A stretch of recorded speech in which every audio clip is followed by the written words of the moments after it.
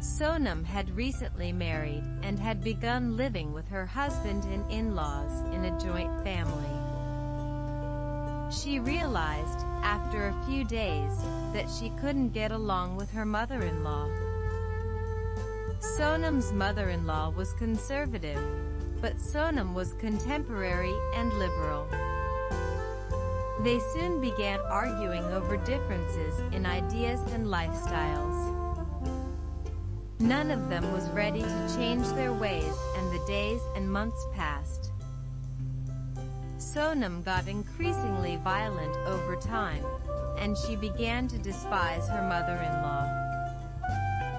She began to scheme how to get rid of her mother-in-law. When, one day, she had a disagreement with her mother-in-law and her husband took his mother's side, she lost all control. She grew enraged and went to her father's house. Sonam's father was a chemist, and she informed him of everything that had occurred. Then she begged her father to give her something deadly so she could mix it up and give it to her mother-in-law to get rid of her. She demanded a poison remedy from her father and refused to go back without it.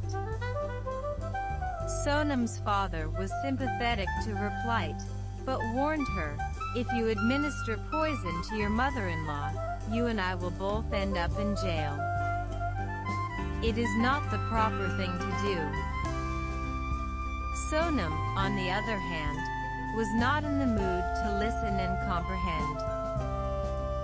Her father eventually agreed to the deadly plan. "Okay, as you desire, but I don't want to see you in jail, so do as I say," he said. Her father handed her a powder and instructed her, "Every day and every time you cook lunch or dinner, simply add a small pinch of this powder to your mother-in-law's food. She won't die soon, but will die slowly over a few months, and people would assume she died naturally. We will slow poison her.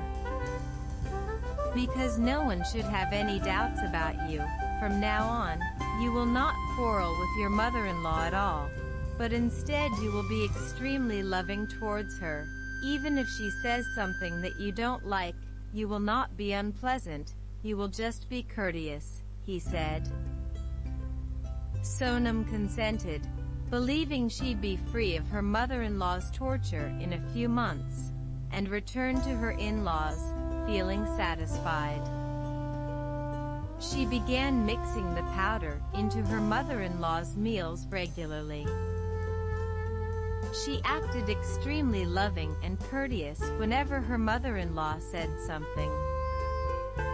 Strangely, Sonam's mother-in-law's attitude also began to shift as time passed.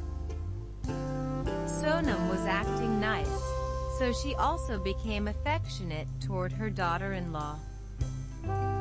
The ambience in their home had become somewhat pleasant.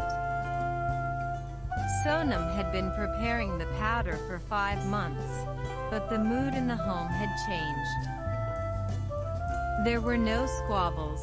Both were praising each other while conversing with neighbors. They had become close to one another as if they were mother and daughter.